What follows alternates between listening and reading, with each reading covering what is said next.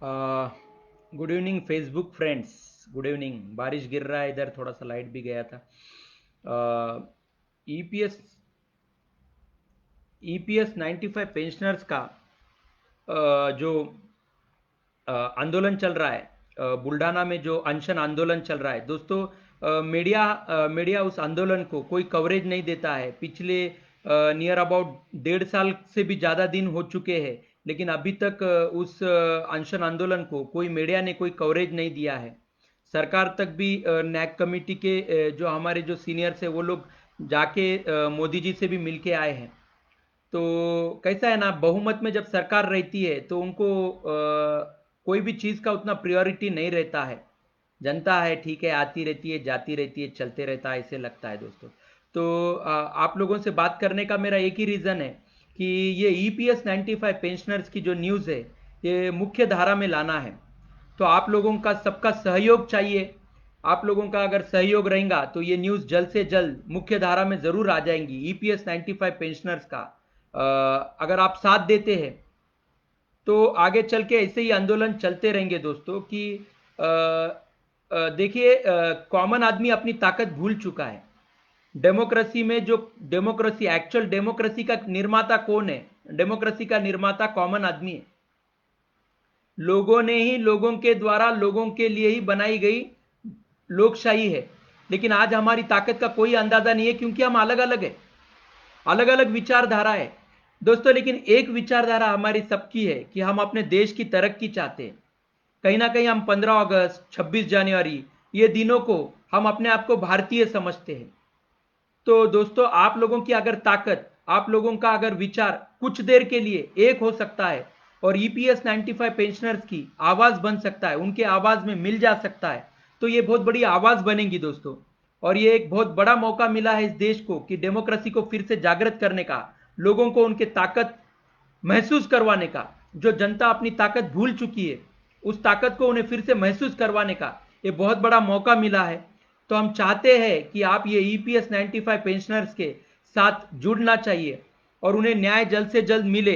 सवाल ये सिर्फ पेंशनर्स का नहीं है, इनको तो न्याय आप लोग न्याय दिला देंगे, लेकिन दोस्तों ये आगे ऐसे ही रहना है। कोई भी आंदोलन रहने दीजिए, बेरोजगार रहने दीजिए, किसान का रहने दीजिए, ऐसे ही हम लोगों को एक दूसरे की ताकत बनना है। तो इससे क्या होगा? तो इससे सरकार को भी पता चलेगा कि डेमोक्रेसी हमारी स्ट्रांग है। आज जो हमारी डेमोक्रेसी कमजोर हो चुकी है, आज हमारी डेमोक्रेसी जो कमजोर हो चुकी है, हमें उसे कहीं ना कहीं तो फिर से जागृत करना पड़ेगा, स्ट्रांग बनाना पड़ेगा दोस्तों। तो मैं चाहता हूं कि आप लोगों का, कुछ लोगों के पेरेंट्स ईपीएस 95 पेंशनर्स है, कुछ लोगों के पेरेंट्स ईपीएस 95 पेंशनर्स बनेंगे और कुछ लोगों के पेरेंट्स का ईपीएस 95 पेंशन से कोई लेना देना नहीं, लेकिन फिर भी देश से लेना देना है। तो उसी देश के नाते आप लोग हमारे साथ इस मुख्य धारा में अगर आते हैं और इस न्यूज को मुख्य धारा में लाने को हमारी मदद करते, ईपीएस 95 पेंशनर्स आपको कॉल कर रहे हैं कि आप उन्हें सुने और उनके ताकत, उनके उनके आवाज में उनकी ताकत बने, उनके पीछे खड़े रहे, ताकि ये सोई हुई सरकार और ये सुप्रीम कोर्ट जो डेट पे डेट देता है और ये मीडिया जो टीआरपी के सिवा या सरकार के कहने के सिवा कोई न्यूज प्रसारित नहीं करती है, तो इन लोगों के दिमाग ठिकाने पे लाने के लिए आप लोगों का सहयोग चाहिए दोस्तों। इस डेमोक्रेसी को फिर से ताकतवर बनाना पड़ेगा। आप लोगों का सहयोग बहुत जरूरी है। आप लोग अगर यहाँ पे सहयोग देते हैं तो ये बहुत अच्छा रिजल्ट देखने को मिलेगा। हमें क्या करना है? तो ईपीएस 95 पेंशनर्स की न्यूज मुख्य धारा में लाना है। जैसा मोदी जी ने कोरोना की न्यूज लाई थी मुख्य धारा में, उसी तरह से हमें ईपीएस 95 पेंशनर्स की न्यूज मुख्य धारा में लाना है दोस्तों। ये बहुत जरूरी है। तो मैं एक ईपीएस 95 पेंशनर्स का बेटा होने के नाते आप लोगों से रिक्वेस्ट कर रहा हूं, कि आप लोग इस ईपीएस 95 पेंशनर्स के साथ खड़े रहो और इनकी आवाज बनो। ये जो लोग कॉल कर रहे हैं, उस कॉल को महसूस करो, उस दर्द को महसूस करो, उस संवेदनशीलता को महसूस करो। और इन लोगों की एज देखिए, और ये सरकार इनका समय पे समय बर्बाद कर रही है। सुप्रीम कोर्ट डेट पे डेट दे रहा है, मीडिया इनकी न्यूज टीवी पे प्रसारित नहीं कर रही है। 1.5 से 2 साल से आंदोलन चल रहा है, लेकिन मीडिया इन्हें कोई कवरेज नहीं देता है। तो आप लोग अगर हमारी आवाज बनते हो सोशल मीडिया ट्विटर के माध्यम से, बोले तो फेसबुक हो गया, ट्विटर के माध्यम से, इंस्टाग्राम से माध्यम से आप लोग हमारी आवाज बनते हो, हम आप लोग हमारे साथ खड़े रहते हो, तो ये मुख्य धारा में न्यूज आने को ज्यादा समय नहीं लगेगा दोस्तों, क्योंकि जनता जनार्दन होती है, जनता ही डेमोक्रेसी बनाती है। तो हमारी आखिरी उम्मीद जनता है। अगर जनता हमारे साथ खड़े रहती है तो फिर हमें जल्द से जल्द न्याय मिलेगा और ये डेमोक्रेसी के लिए भी बहुत अच्छा होगा दोस्तों। तो हम हमारा आंदोलन आपके दरबार तक लाए हैं कि जनता ही हमें अब यहाँ पे कुछ मदद करे और हमें जल्द से जल्द न्याय दिलाए। तो आप लोगों से भी उम्मीद है दोस्तों कि आप लोग हमारे साथ खड़े रहेंगे। तो मेरे फेसबुक फ्रेंड से मैं पेंशनर्स भाइयों से भी कह रहा हूं और फेसबुक फ्रेंड से भी कह रहा हूं जिनका ईपीएस से भी कोई लेना देना नहीं, लेकिन एक इंसानियत का लेना देना है, एक भारतीयत्व का लेना देना है, तो कम से कम उसी नाते हमारी वो आवाज बने, हम लोगों के साथ वो खड़े रहे दोस्तों। तो आप लोगों की ताकत ही हमें और ताकतवर बनाएंगी दोस्तों।